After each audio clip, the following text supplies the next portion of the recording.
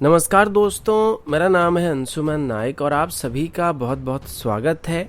Indian defence news की defence talk series में, जहां पर हम रोज नए नए डिफेंस अपडेट्स के बारे में बात करते हैं। तो चलिए देर न करते हुए आज की वीडियो शुरू करते हैं।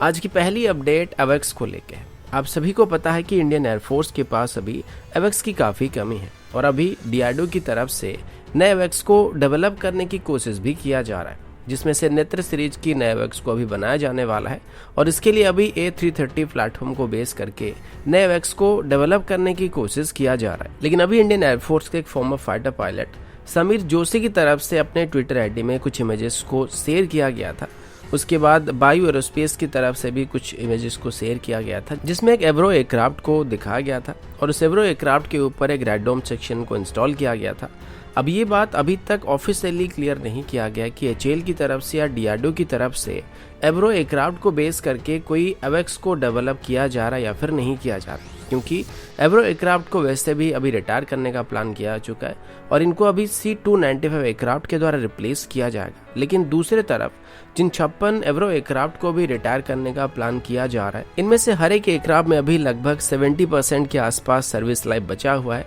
तो उम्मीद किया जा रहा था कि मे बी इस वजह से कुछ नए एयरक्राफ्ट को खरीदने के बदले यहाँ पर सेम एयरक्राफ्ट को यानी कि एग्जिस्टिंग एयरक्राफ्ट को एवेक्स में कन्वर्ट करने की कोशिश किया जा सकता है। लेकिन इसके पीछे एक और दिक्कत ये भी है कि पहले भी ऐसा कोशिश किया जा चुका है और 1999 के दौरान ही सबसे पहले एवरो एयरक्राफ्ट के ऊपर रेड डोम सेक्शन को इंस्टॉल करके टेस्ट करने की बात की जा रही थी और टेस्ट भी किया जा रहा था। लेकिन उस दौरान इसकी एक प्रोटोटाइप क्रैश हो गया था, जिसके बाद इस पूरे प्रोग्राम को बंद कर दिया गया था और इसमें 8 लोगों की मौत भी हुई थी। तो अभी एक और पॉसिबिलिटी ये भी हो सकता है कि जिस एयरक्राफ्ट की इमेज अभी सामने आ रही है ये उसी सीरीज का दूसरा प्रोटोटाइप हो सकता है, जो कि उस दौरान बनाया गया था, क्योंकि 1999 के बाद कभी भी इसको उड़ते हुए नहीं देखा गया था और क्रैश के बाद इस प्रोग्राम को एक तरीके से बंद कर दिया गया था और ना ही इसकी फर्दर डेवलपमेंट के बारे में कोई अपडेट सामने आया था। इसके बाद 2004 के आसपास डीआरडीओ को नए नेत्र एवेक्स को डेवलप करने के लिए एक सेपरेट अप्रूवल दिया गया था, जो कि एमरर की ERJ-145 एयरक्राफ्ट को बेस करके डेवलप करने के लिए कहा गया था। और अभी डीआरडीओ की तरफ से 330 प्लेटफॉर्म को एयर इंडिया से एक्वायर किया जा रहा है, जिनको आगे चल के नेत्र मार्क 2 एयरक्राफ्ट को बनाने के लिए इस्तेमाल किया जाएगा। तो अभी ये जो इमेजेस सामने आ रही थी वो एक तरीके से पुराने पिक्चर थे, जिनको नेत्र एवेक्स को डेवलप करने से पहले डेवलप किया जा रहा था और जो प्रोजेक्ट था वो कामयाब नहीं हुआ था। लेकिन उसके बाद उस प्रोजेक्ट से ली गई सीख से हम लोग नेत्र एयरक्राफ्ट को बना पाए थे और अभी उसी सीरीज के अलग अलग एयरक्राफ्ट को बनाने की कोशिश कर रहे हैं और हमारी जो एवेक्स डेवलपमेंट प्रोग्राम है वो धीरे धीरे आगे बढ़ रहा है। अगला अपडेट इंडियन आर्म फोर्सेस की इमरजेंसी फाइनेंशियल पावर को लेके है। इसके बारे में आप सबको पहले से पता होगा, क्योंकि पिछले 1-2 सालों से इनका काफ़ी बार जिक्र हो चुका है। नॉर्मली जब से चाइना के साथ फेसअप हुआ है उसके बाद डिफेंस मिनिस्ट्री की तरफ से आर्मी, नेवी या एयरफोर्स के वाइस चीफ्स को इमरजेंसी फाइनेंशियल पावर दिया जाता है, जिसका इस्तेमाल करके आर्मी, एयरफोर्स या नेवी के वाइस चीफ्स जरूरी इक्विपमेंट, एमुनेशन या सर्विस रिलेटेड कोई भी इक्विपमेंट को हासिल कर सकते हैं और इसके लिए गवर्नमेंट की तरफ से एडिशनल क्लियरेंस लेने की कोई जरूरत नहीं पड़ने वाली है। इसके अंदर जितने भी डील को किया जाएगा वो सभी फर्स्ट ट्रक डील होने वाली है, मतलब खरीदे गए इक्विपमेंट को तुरंत ही डिलीवर करना शुरू कर दिया जाएगा। पहले इसकी लिमिट को 300 करोड़ तक सीमित रखा आता था, लेकिन अभी जैसे चाइना के साथ हमारा फेसअप हुआ उसके बाद इसको 500 करोड़ तक एक्सटेंड कर दिया गया था।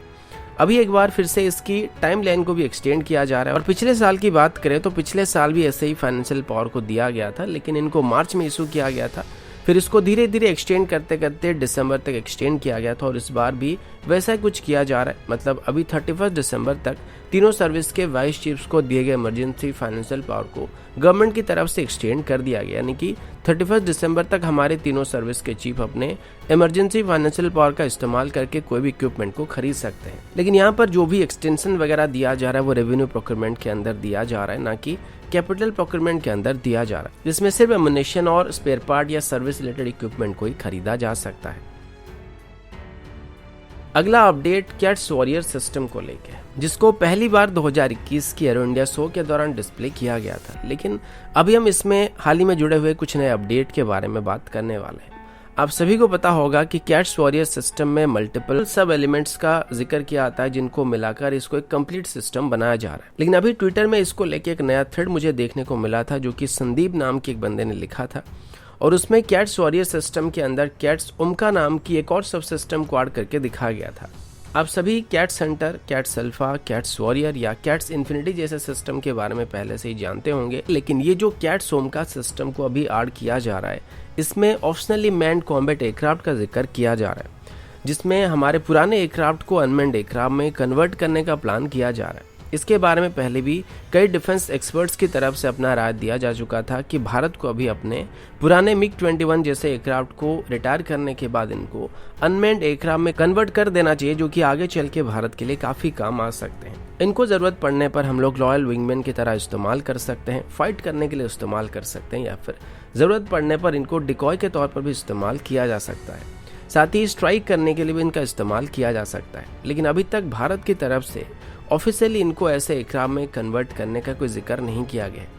पर अभी ऐसा सुनने को मिल रहा है कि जो combat air teeming system program है, इसके अंदर अभी MiG-21, MiG-27 और किरण जैसे एयरक्राफ्ट को अनमैन्ड एयरक्राफ्ट में कन्वर्ट करने का प्लान किया गया है। और इसके अलावा अभी इसी के अंदर एक और कैट्स ड्रोन या हेल ड्रोन का जिक्र किया जा रहा है, जो कि एक हाई एल्टीट्यूड ड्रोन होने वाला है, और इसे भी कैट सिस्टम के साथ ही ऑपरेट किया जाने वाला है। इसकी सर्विस सीलिंग लगभग 50,000 फीट की ऊंचाई तक होने वाला, और ये एक स्टेल्थी ड्रोन होने की उम्मीद किया जा रहा है, जिसको STFE-25 इंजन से पावर किया जाएगा। ये सिर्फ एक सर्विलेंस ड्रोन नहीं बल्कि एक आर्म ड्रोन होने वाला है, जिसको जरूरत पड़ने पर स्ट्राइक वगैरह करने के लिए भी इस्तेमाल किया सकेगा, और इसके लिए इसमें इंटरनल वेपन भी मौजूद होने वाला है। तो दोस्तों, अभी के लिए इतना ही। मिलता हूँ आपसे अगले वीडियो में, तब तक के लिए जय हिंद, वंदे मातरम।